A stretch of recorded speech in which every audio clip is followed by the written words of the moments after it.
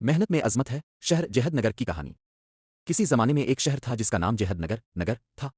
یہ نام بظاہر تو بہت عمدہ تھا مگر حقیقت میں یہ شہر بالکل بھی اپنے نام کا عکس نہیں تھا۔ یہ ایک سیاست اور پسماندہ قصبہ تھا جہاں کے لوگ قسمت کے بھروسے بیٹھے رہتے تھے اور ان کی زندگی میں کوئی خاص ترقی نہیں تھی۔ شہر کی گلیاں کچی تھیں، مکان بوسیدہ تھے اور شام ہوتے ہی ہر طرف خاموشی چھا جاتی تھی۔ ایسا لگتا تھا کہ شہر نے ترقی کی امید چھوڑ دی ہے۔ پھر ایک دن ایک معمر اور سمجھدار خاتون جن کا نام بی بی ہمت تھا نے اس صورتحال کو بدلنے کا تہیہ کیا۔ وہ شہر کی سب سے غریب گلی میں رہتی تھیں مگر ان کی سوچ اور عزم بہت امیر تھا۔ انہوں نے شہر کے نوجوانوں کو جمع کیا اور انہیں سمجھایا کہ صرف قسمت پر بھروسہ کرنے سے کچھ نہیں ہوگا، محنت میں عظمت ہے اور اسی سے ان کے شہر کی تقدیر بدلے گی۔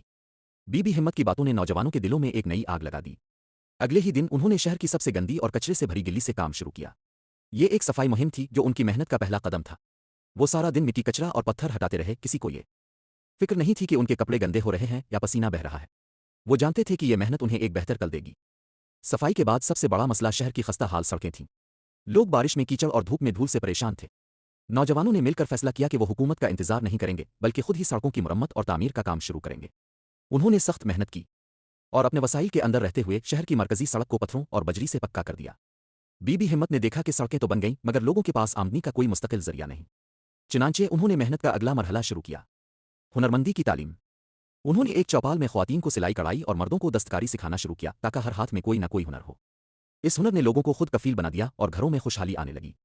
ہنر سیکھنے کے بعد لوگوں نے اپنے چھوٹے چھوٹے کاروبار شروع کر دیے۔ کوئی دستکاری کی چیزیں بیچ رہا تھا تو کوئی سلائی کا کام کر رہا تھا۔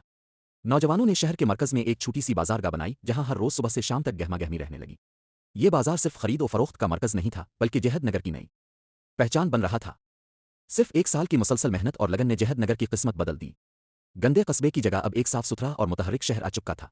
ٹوٹے ہوئے مکانوں کی جگہ نئے اور پکے گھر بن چکے تھے اور ہر گلی میں ہنسی خوشی اور مصروفیت کا شور تھا۔ اب رات کو بھی شہر میں روشنی رہتی تھی جو ان کی محنت کا ہی نور تھا۔ مقامی اور بین الاقوامی سرمایہ کاروں کی نظر بھی اس محنتی شہر پر پڑی۔ انہوں نے شہر میں مزید کارخانے اور ادارے قائم کیے جس سے روزگار کے بے شمار مواقع پیدا ہوئے۔ کسی کو اب یہ فکر نہیں تھی کہ کام کہاں سے ملے گا۔ وہ شہر جو کبھی بھوکا اور پسماندہ تھا اب دوسروں کو کام دے رہا تھا اور یہ سب صرف محنت کی برکت تھی۔ جب حکومت کے نمائندے نے اس شہر کا دورہ کیا تو وہ جہد نگر کی ترقی دیکھ کر حیران رہ گئے۔ انہوں نے بی بی ہمت اور شہر کے باشندوں کی محنت کی تعریف کی اور اسے ملک بھر کے لیے ایک مثالی شہر قرار دیا۔